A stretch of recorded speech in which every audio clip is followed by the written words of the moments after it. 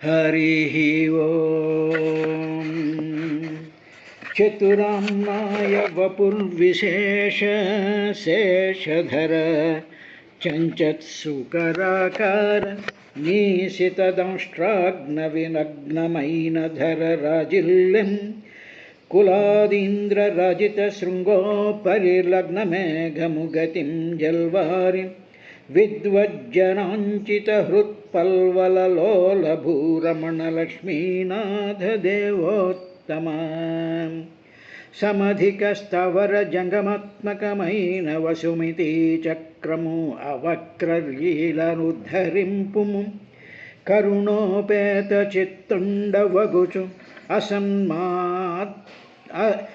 అసన్మాదయ్య ధరణి మాత ఔటెట్లని మది తలంచదవేని చర్చింపమాకు విశ్వమునకీవు జనకుండవగుట యుష్మత్పత్ని భూదేవి యగుట మాకును తల్లి అయ్యనిపుడు ధరకు నీ తోడగూడి వందనమొనర్తుము అరణియందును యాజ్ఞికుడగ్ని నిలుపు కరణి మీ తేజము ఈ ధరాకాంతయందు నిలుప ధరణి పవిత్రయైన గడుగాగ్న తలపరసాతలాంతరగతక్షితి గ్రమర నిలిపినట్టి నీ కలితనము ఎన్న విస్మయముగాదు సమస్త జగత్తు లోలిమై కలుగజేయుట అద్భుతముగాక మహోన్నతి నీవొనర్చు పెంపలరిన కార్యముల్ నడప అన్యులకుందరమే రమేశ్వరా సకల జగన్నియానుక విచక్షణలీలదనచ్చునట్టి నందకధర తవక స్ఫురదుదారత మంత్ర సమర్థుడైన యాజ్ఞికుడు అరణిన్ హుతాశనుని నిల్పిన కైవడి మన్నివాసమౌటకు తలపోసి ఈక్షితి దృఢంబుగ నిల్పితి వయ్య ఈశ్వరా సలలిత వేదశాస్త్రమయ సౌకరమూర్తిదనర్చుచున్ రసాతలమున నుండి వెల్వడును దారతమేను విదుర్ప తత్సటోచ్చలితములైన బిందువుల సాధుత భోజన సచలోకవాసుల మగుమేము దోగి పరిశుద్ధి వహించితిమయ్య మాధవా. హరి ఓం. సంస్థాపయైనాం జగతాం సుతస్థుషాం లోకాయ పత్నీమసి మాతరం పితా విధేమ చస్యై నమసా సహత్వయా యస్యాం స్వతేజోగ్నిమివారణావధాః కః శ్రద్ధభితాన్య తమస్తవ ప్రభో రసాంగతయా భువ ఉద్విబర్హణం న విస్మయోऽసౌ త్వయి విశ్వవిస్మయేయో మాయా యదం ససృజేత్మి విస్మయం అంటూ బ్రహ్మాది దేవతలు ఆ మూడు లోకాల్లో ఉండేటువంటి మహాజ్ఞానులైనటువంటి సిద్ధులు, తరువాత బ్రహ్మర్షులు, వీళ్ళందరూ కూడా భూమిని ఉద్ధరిస్తూ పైకి వస్తున్నటువంటి యజ్ఞస్వరూపుడైనటువంటి ఆ పరమాత్మ యొక్క అవతార విశేషాన్ని పొగుడుతూ ఈ విధంగా అన్నారు. స్వామి, సంస్థాపయైనాం జగతాం సతస్థుషాం లోకాయ పత్నీమసి మాతరం పితా విధేమ చస్యై నమసా సహత్వయా యస్యాం స్వతేజోగ్నిమివారణావధాః అని.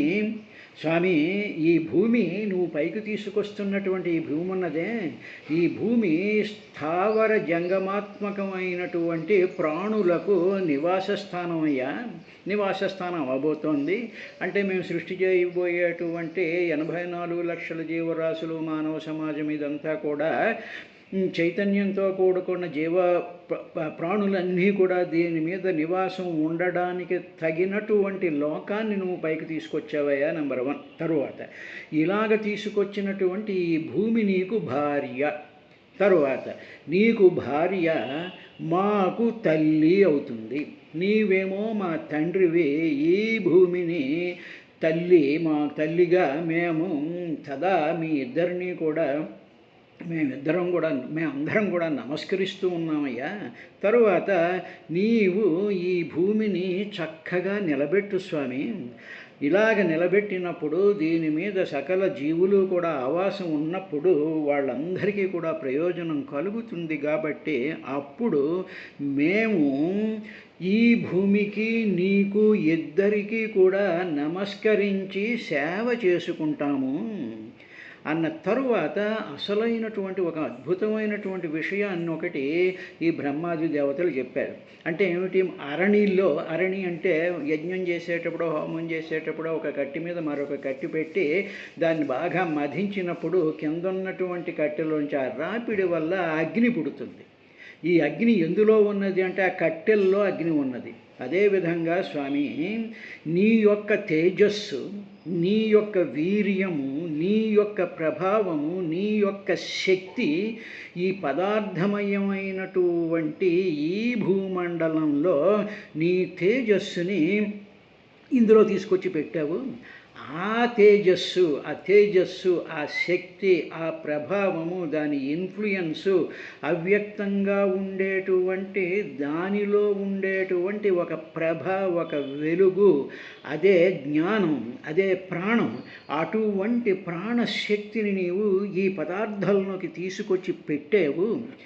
కాబట్టి ఇప్పుడు ఈ భూమికి ఉండేటువంటి స్పెషల్ ప్రాపర్టీ ఏమిటంటే, it is not simple matter. ఏదో 106 ఎలిమెంట్స్తో కూడుకుని ఏదో సోడియం క్లోరైడ్, బొగ్గు, గాడిద గుడ్డు, బంగారం, వెండి ఇవి అనుకుంటున్నాం మనం. ఇదంతా పదార్థం, ఏదో బసాల్ట్, గ్రానైట్ అవి ఇవి అంటున్నాం. కాదయ్యా, ఇటువంటి పదార్థాలలోకి నీ యొక్క మహత్తరమైనటువంటి శక్తిని, మహత్తరమైనటువంటి జ్ఞానాన్ని, మహత్తరమైనటువంటి ప్రాణశక్తిని నువ్వు ఇందులో తీసుకొచ్చి ఈ పదార్థాలన్నిటిలోనూ కూడా నువ్వు తీసుకొచ్చి పెట్టావు. కాబట్టి ఈ పదార్థాలన్నిటిలోనూ కూడా ఒక బ్రహ్మాండమైనటువంటి మనం గ్రహించినటువంటి ఒక విషయం ఉన్నది. అది ఏమిటి అనేటువంటిది మనం ఆలోచన చేసినట్లయితే మనకి తెలుస్తుంది. ఉదాహరణకి భూమి మీద నీరు ఉందనుకోండి. ఈ నీటిలో ఏముంది అంటే H2O ఉంది అంటాం. ఏదో మట్టి ఉందనుకోండి, ఏవో నానా రకాలైనటువంటి మినరల్స్తో కూడుకున్నటువంటి మట్టి ఉంటుంది. ఇప్పుడు నీటిల్లో ఏమున్నది అంటే H2O అనుకుంటే 2 హైడ్రోజన్లు, 1 ఆక్సిజన్ అనుకుంటాం. కానీ దాంట్లో ఉండేటువంటి రహస్యం ఏమిటంటే, ఆ నీరు ఆ H2O అనేటువంటి పదార్థంలో అంతర్లీనంగా ఆ 3 అణువులలోనూ అంతర్లీనంగా జీవాన్ని అంటే ప్రాణులకు ప్రాణాన్ని పైకి లేపేటువంటి ఒక శక్తి, ఒక ప్రభ, ఒక వెలుగు, ఒక జ్ఞానం ఉన్నది దాంట్లో, ఆ నీటిలో. కాబట్టి ఆ నీటిలో ఉండేటువంటి కనిపించకుండా అది H2O కిందే కనిపిస్తూ ఉంటుంది. కానీ ఆ నీరు సమస్తమైనటువంటి జీవులలో ఉండేటువంటి ప్రాణములను నిలబెట్టగలిగినటువంటి ఒకానొక శక్తి అంతర్లీనంగా ఎంబెడ్ అయిపోయి ఉన్నది. కాబట్టి ఆ ప్రాణశక్తిని నీవు భూమి మీద ప్రవేశపెట్టావయ్యా. కాబట్టి ఆ తేజస్సుని ఈ భూమి మీద ప్రవేశపెడితే ఆ ప్రాణశక్తిని ఆధారం చేసుకుని ఈ ఫ్లోరా అండ్ ఫానా, ఈ జీవరాశులు 84 లక్షల జీవరాశులు బతుకుతున్నాయి. అంటే నీవు భూమిలో ప్రవేశపెట్టినటువంటి నీ వీర్యము అంటే నీ తేజస్సు, నీ సత్యం, నీ జ్ఞానం, నీ ప్రాణశక్తిని దాంట్లో ప్రవేశపెట్టావు. కాబట్టి అలాగా ఈ ప్రాణులన్నీ ఉద్భవిస్తూ ఉన్నాయి. అందువల్ల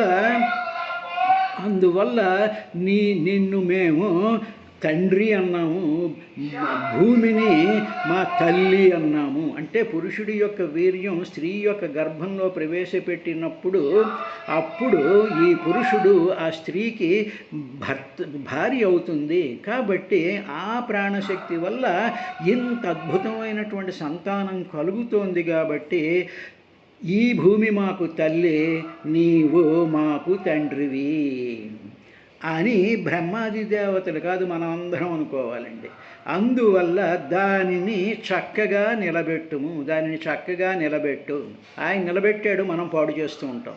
కాబట్టి అలాగ దోషం చేసినట్లయితే భూమి మీద ఉండేటువంటి సకల సంపదల్ని దోచుకుంటూ చెట్లని, వాటిని నరికేసు సమస్త జీవుల్ని కూడా హింసించేటువంటి రాక్షసపరమైనటువంటి పనులు చేస్తే తల్లిని బాధించినట్టు అవుతుంది, తండ్రి యొక్క ఆజ్ఞను నెగ్లెక్ట్ చేసినట్టు అవుతుంది. దానివల్ల ఆ పాప ఫలితం సమస్తమైనటువంటి జీవులు అనుభవించాల్సినటువంటి పరిస్థితి ఏర్పడుతుంది.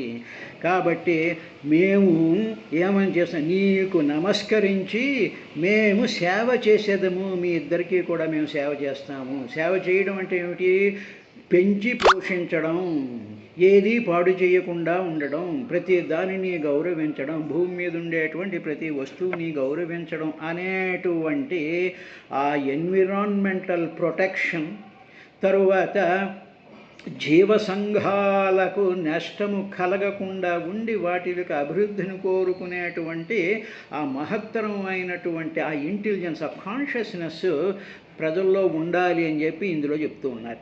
దీనికే సమధిక సావర జంగమాత్మకమైన వసుమతి చక్రం అవక్రలీలను ధరింపు.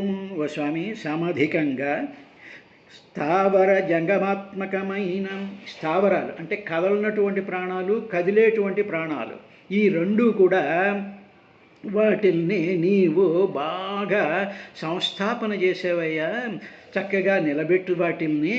అలాగ నిలబెట్టినట్లయితే అప్పుడు ఈ భూమండలము ఏమవుతుంది అంటే ఈ జీవులందరికీ కూడా ఆవాసయోగ్యం అవుతుందయ్యా. సంస్థాపయేనాం జగతాం సతస్థుషాం జగతాం అంటే కదిలేటువంటి ప్రాణులు, సతస్థుషాం అంటే కదలనటువంటి ప్రాణులను కూడా లోకాయ అది నివసించడం కోసమని చెప్పి నీవు ఏం చేస్తామంటే సంస్థాపయ, చక్కగా నిలబెట్టు. అప్పుడు ఏమవుతుంది అంటే అప్పుడు ఈ భూమి నీకు పత్ని అవుతుంది, నీకు భార్య అవుతుంది. తర్వాత మాతరం, మాకు తల్లి అవుతుంది, నువ్వేమో పిత, తండ్రి అవుతావు. లోకాయ పత్నీం అసి మాతరం పిత, మీరిద్దరూ కూడా మాకు తల్లిదండ్రులు అవుతారయ్యా అని చెప్పి. కాబట్టి విధేమచస్యై నమసా సహత్వయా, నీతో సహా అస్యై, ఈ భూమిని, నువ్వు నిలబెట్టినటువంటి ఈ భూమిని మేము నమస్కారంతో విధేమ, సేవించుకుంటామయ్యా. నీవా ఆమెకు భర్త అని ఎందుకన్నామంటే యస్యాం స్వతేజోగ్ని, నీ యొక్క తేజం, నీ యొక్క వీర్యం, నీలో ఉండేటువంటి ఆ ప్రాణాలు నిలబెట్టేటువంటి ఆ మహత్తరమైనటువంటి శక్తి, ఇవన్నీ కూడా ఇవారణావధాహ అధాహ, వాటిని భూమిలో నీవు ప్రవేశపెట్టావు. కాబట్టి ఎంత ఉత్పత్తి జరుగుతూ ఉన్నది అని చెప్పినటువంటి దాని తరువాత ఇంకా ఏమన్నారంటే కహ శ్రద్ధదితాన్యతం స్తవ ప్రభో రసాంగతాయా భువవుద్విబర్హణం న విస్మయోసౌ త్వయి విశ్వవిస్మయే యో మాయయేదం ససృజతేసి విస్మయం. స్వామి, నువ్వు చేసావు ఈ పని ఒకటి. ఏం చేసావంటే పాతాళ లోకంలో కలిగిపోయినటువంటి ఈ భూమిని నువ్వు పైకి తీసుకొచ్చావయ్యా. ఇలాంటి పనిని చెయ్యడానికి నీవు తప్ప మరెవరికి సాధ్యం కాదు. ఇక్కడ నవబ్రహ్మలు ఉన్నాం, నేనున్నాను, శంకరుడు ఉన్నాడు, ప్రమదగణాలు ఉన్నాయి, ఇన్ని మిగతా లోకాల్లో ఉండేటువంటి వాళ్ళు ఉన్నారు. మేము ఎవ్వరం ఈ పని చేయలేకపోయాం. కాబట్టి నిన్ను శరణు వేయడం, నువ్వు మాత్రమే ఈ పని చెయ్యగలిగినటువంటి వాడవు. ఇలాగ ఈ పని చెయ్యాలి అని సంకల్పం చేసినటువంటి వాడు నీకు ఒక్కడికే అటువంటి సంకల్పం కలుగుతుంది తప్ప మిగతా వాళ్ళు ఎవరికి కూడా అటువంటి సంకల్పం కలగడం సంభవం కాదయ్యా. ఈ పని ఇలాగ సంకల్పం చేసి నీవు దీన్ని పైకి తీయడం అనేటువంటిది మాకేదో పెద్ద ఆశ్చర్యంగా కనిపించటం లేదు. ఎందుకంటే నీవు చేసే ప్రతీ పని కూడా ఆశ్చర్యజనకమైనటువంటిదే. కాబట్టి ఆశ్చర్యాల్లో ఇదొక ఆశ్చర్యం.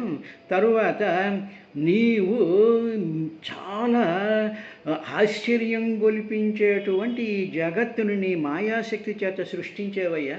ఇవన్నీ నన్ను సృష్టించినా, నవబ్రహ్మను సృష్టించినా, శంకరుని సృష్టించినా, ఇన్ని లోకాల్ని సృష్టించేటువంటివి నీ నీలో ఉండేటువంటి మాయాశక్తి చేత నువ్వు ఈ జగాలన్నిటినీ ఇలా కూడా సృష్టించి పెట్టావు. కాబట్టి నువ్వు ఏది చేసినా కూడా చాలా ఆశ్చర్యజనకంగానే ఉంటుంది అని చెప్తూ దీనినే పోతన గారు ఈ విధంగా ట్రాన్స్లేట్ చేశారు. తలప రసాతలాంతరగత క్షితి క్రమర నిల్పినట్టి.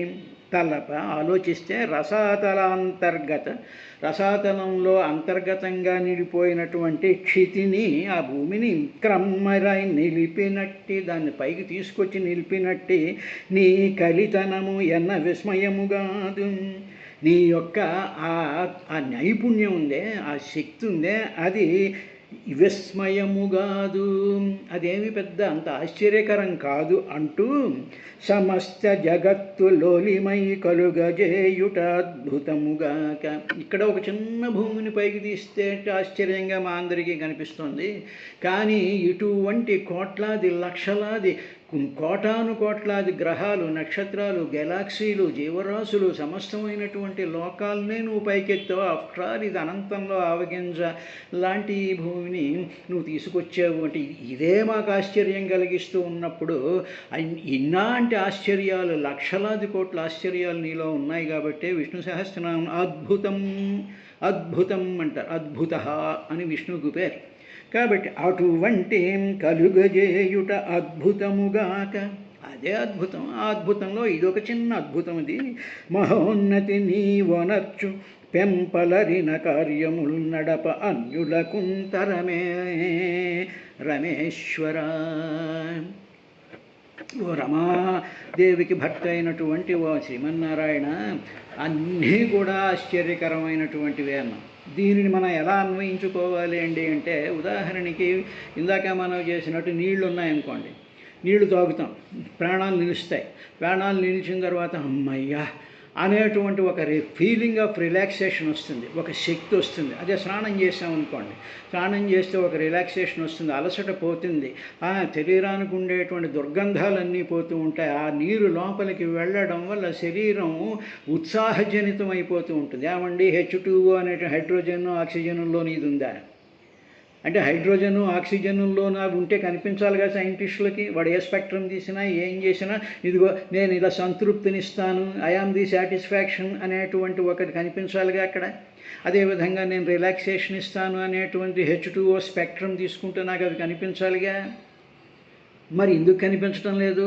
అదేవిధంగా ఆహారం తిన్నాం, బియ్యం, రైస్ అంటే ఏదో పిండి పదార్థం అంటారు, దాంట్లో ఏదో కార్బోహైడ్రేట్ అంటారు, దానికి ఏదో కాంపోజిషన్ ఉంటుంది. మరి ఆ కాంపోజిషన్లో కడుపు నిండడం, నిండినటువంటి దానిలో నుంచి ఎనర్జీ లోపలికి వెళ్ళడం, ఆ తర్వాత దాని యొక్క స్థితి వల్ల ఒక సంతృప్తి, ఒక జీవితం పెరగడం, మనిషి జీవించడం అనేటువంటి ప్రాసెస్ అన్నీ కూడా పిండి పదార్థంలో ఉన్నాయా? అలా అయితే ఇంత పిండి తీసుకుని బొక్కేసేస్తే బతికేస్తావు నువ్వు. కాబట్టి ఇటువంటి సెన్స్లెస్ ఆర్గ్యుమెంట్స్, మ్యాటర్తో రిలేట్ అయినటువంటి ఆర్గ్యుమెంట్స్తో మన బుర్రలు పాడు చేసుకోవడం కాదు. అంతర్గతంగా సైంటిస్ట్ అనేటువంటి వాడు ఓహో దీనికన్నా మనకి, మన ఇన్స్ట్రుమెంట్స్కి, మన బుద్ధికి, మన సైన్స్కి అందనటువంటి ఒక మహత్తరమైనటువంటి జ్ఞానం ఉంది. అది అనంతమైనటువంటి జ్ఞానం, అది నిత్యమైనటువంటిది, శుద్ధమైనటువంటిది, బుద్ధమైనటువంటిది, ముక్తమైనటువంటి స్వభావము. స్వ అంటే పరమాత్మ యొక్క భావము, ఆయన యొక్క సంకల్పం అది. ఆ సంకల్పం వల్ల ఈ పదార్థాలన్నీ కూడా ఈ విధమైనటువంటి ఆశ్చర్యజనకమైనటువంటి స్థితిని తీసుకొచ్చాయి. అదేవిధంగా మనం చెట్టు చూసామనుకోండి, చెట్టు ఏమో ఆకుపచ్చగా ఉంటుంది, దానికేమో తెల్లటి పువ్వులు పోస్తాయి. అది ఆశ్చర్యం కదండి. నువ్వు పుయ్యగలవా? నువ్వేమో నల్లగా ఉన్నావు, నేను కూడా పువ్వులు పోస్తాను, నేను సంపెంగ పువ్వులు పుడతాను అని చెప్పి నువ్వు అనగలవా? నువ్వు అనలేవు. ఎందుకు అనలేవు అంటే నువ్వు అశక్తుడివి, నీకు ఏమీ చేత కాదు. ఎంత మహద్భుతమైనటువంటి ఆశ్చర్యం ఎదురుగా కనిపిస్తూ ఉంటే గుళ్ళోకి వెళ్ళి ఏదో హారతి ఇచ్చేసేసి ఏదో 4 ఉండలు తినేసేసి ఇవి ఇవి కాదు ఆశ్చర్యకరమైనటువంటి మన సృష్టిని చూస్తూ ఉంటే బ్రహ్మాండమైనటువంటి ఆశ్చర్యకరమైనటువంటి విశేషాలు కలుపుతూ ఉంటాయి. భూమి గిరగిర తిరుగుతూనే ఉంటుంది. ఎంత ఆశ్చర్యకరమైనటువంటి, భూమికి ఆధారం ఏమీ లేదు. బొంగరం అయితే నేల మీద తిరుగుతూ ఉంటుంది. మరి భూమి ఎలా తిరుగుతుందండి ఆకాశంలో? అదే సూర్యుడు ఎలా వెలుగుతున్నాడండి, గ్రహాలు నక్షత్రాలు ఇవన్నీ కూడా ఎలా ఉన్నాయండి, పక్షులు ఎలా ఎగురుతున్నాయండి, తర్వాత అనేక రకాలు. ఇప్పుడు చీమకి ఇంత పంచదార వేస్తే చీమ అక్కడ పంచదార ఉంది అనేటువంటి తెలివి దానికి ఎక్కడి నుంచి వచ్చిందండి? ఇవన్నీ ఆశ్చర్యకరమైనటువంటి విశేషాలు కావా? కాబట్టి ఇటువంటి ఆశ్చర్యకరమైనటువంటి విశేషాలన్నిటినీ కూడా మన బుద్ధికి కనిపిస్తూ ఉండేటువంటి ఆ భగవంతుడి యొక్క ఆశ్చర్యతత్వానికి హారతి ఇవ్వాలి, దానికి నమస్కారం పెట్టాలి, దానిని మనసులో నింపుకుంటూ ఉండాలి తప్ప ఏవో అక్కడికి వెళ్ళి ఏదో అర్థం కానిటువంటి 4 మాటలు ఏవో చదివేసేసి వచ్చేసేసి చాలా సంతృప్తి పొందిపోతున్నాం అనేటువంటి మూర్ఖత్వం లెవెల్ నుంచి బయటపడితేనే కానీ భగవంతుడి యొక్క ఆ స్థితి మనకు అర్థం అవ్వదు. కాబట్టి దానినే ఆయన ఇలా అన్నారు, కహ శ్రద్ధదీతాన్యతమస్తవ ప్రభోరసాంగతాయా భువ ఉద్వివర్షణం న విస్మయోసౌ త్వయి విశ్వవిస్మయేయో మాయయదం ససృజేతి విస్మయం అన్న తరువాత విధున్వతా వేదమయం నిజం వపు జనస్తపశ్చ నివాసినో వయం సటాసికోద్భూత శివాంబుబిందుభిః విమృజ్యమానా భృశమీష పవితాః అంటూ, ఓ ఈశ్వర, నీవు ఈ వేదమయమైనటువంటి శరీరాన్ని ధరించావు కదా, అలా ధరించి ఆ సముద్రంలో మునిగిపోయి ఆ భూమిని పైకి తీసుకొస్తున్నావు కదా, ఆ తీసుకొస్తున్నప్పుడు నీ మెడ మీద, నీ జూలు మీద, నీ రోమాల మీద, వీటిలన్నిటి మీదను కూడా ఆ సముద్రం యొక్క నీరంతా కూడా నీ మీద ఉంది. ఆ సముద్రంలో మునిగిపోయావు. ఆ తర్వాత ఆ సముద్రంలో మునిగినటువంటి నీరు ప్లస్ నీ యొక్క తేజస్సు, నీ యొక్క ఆరా, నీ యొక్క జ్ఞానం, నీ యొక్క అద్భుతమైనటువంటి ఆ వెలుగులు, నీ శరీరంలోంచి చిమ్ముతూ ఉండేటువంటి ఆ వెలుగులు, ఆ వెలుగుల్లో ఉండేటువంటి శక్తి, ఆ శక్తి, ఆ తేజము, అదంతా కూడా నీ మీద ఉండేటువంటి నీటి బిందువులలో కలిసిపోయి అప్పుడు నువ్వు ఇలా పైకి వస్తూ నువ్వు ఒక్కసారి మెడను ఇటు అటు కలుపుతూ జూలిని విసురుతూ నీ రోమాలన్నీ కూడా పైకి నీళ్ళని జల్లులాగా ఇలా జల్లుతూ ఉంటే ఆ నీటి యొక్క తుంపరలు సత్యలోకాల్లో ఉండేటువంటి వాళ్ళ మీద పడి, తరువాత మా మీద పడి, ఈ భూమండలం మీద ఉండేటువంటి సకల జనుల మీద కూడా పడి మమ్మల్ని ఎంతో కూడా ఆ జలం పవిత్రం చేసిందయ్యా అని ఆయన, ఈ బ్రహ్మాది దేవతలు ఆయన్ని పొగిడారు.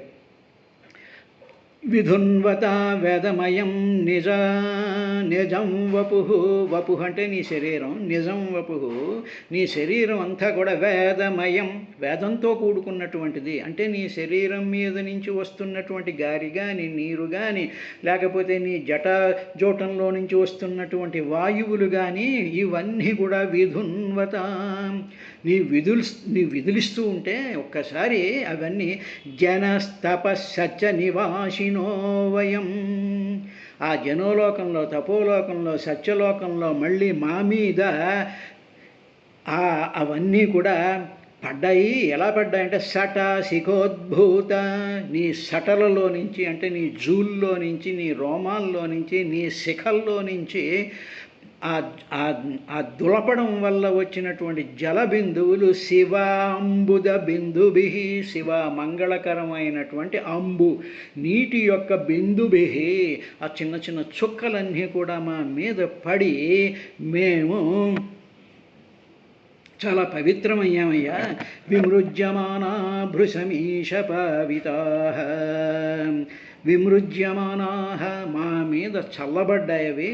అలా చల్లబడడం వల్ల మిక్కిలి భృశం అంటే మిక్కిలి పావితాః మేమందరం కూడా పవిత్రం అయిపోయామయ్యా అని ఆ లోకాలలో ఉండేటువంటి వాళ్ళు కాకుండా మనం కూడా ఇది వింటూ ఆ దృశ్యాన్ని మనం ఈ వింటూ ఉన్నప్పుడు మనకు ఆ దృశ్యం గోచరిస్తూ ఉంది కాబట్టి అటువంటి ఆ వేదవరాహస్వామి యొక్క వేదమంత్రపూతమైనటువంటిది ఆ సముద్రంలో ఉండేటువంటి జలాలు పైన కొమ్ము మీద ఉండేటువంటి భూదేవి, ఆ భూదేవిలో నుంచి వస్తున్నటువంటి వెలుగు, వీటికి సంబంధించినటువంటి ఆ జల బిందువులన్నీ కూడా మన మీద పడి, మన మనసులో పడి, మన హృదయంలో పడి, మన దృష్టిలో నిలిచి మనం కూడా పవిత్రులం అయ్యాము. ఇదైన తరువాత సవైతభత భ్రష్టమతిస్తవైషతే యః కర్మణాం పారమపారకర్మణః యద్యోగమాయా గుణయోగమోహితం విశ్వం సమస్తం భగవన్ విధేహిషం. నీవు ఇలా చేసినటువంటి కర్మలకి అంతం లేదయ్యా. కానీ ఎవడైతే నీ కర్మల యొక్క అంతం తెలియగోరుతాడో, అంటే ఇంతేనా, ఇంతకన్నా ఎక్కువ ఏం చేశాడు, ఇదే కదా చేసింది అని చెప్పేసేసి దానికి ఒక పులి స్టాప్ పెట్టేద్దాం అనుకునేవాడు నిశ్చయంగా వాడి బుద్ధి భ్రష్టుడైపోయినట్టే లెక్క. ఇది ఇంతే కదా, భూమిని పైకి తీశాడు కదా, ఇంతే కదా అనేటువంటి వెర్రి మాటలు మాట్లాడేటువంటి వాడు, వాడి బుద్ధి భ్రష్టమైపోయినటువంటి వాడు. ఎందుకంటే నీ గురించి, నీ లీలల గురించి ఆలోచిస్తున్న కొలది అద్భుతమైనటువంటి అనేక విశేషాలు తెలుస్తూ ఉంటాయ్యా. కాబట్టి అటువంటి భ్రష్టులకు కూడా నీవు మంగళం కలిగించు అని ప్రార్థించే రేపటి కార్యక్రమంలో మిగతా 2 శ్లోకాలతో వస్తాను.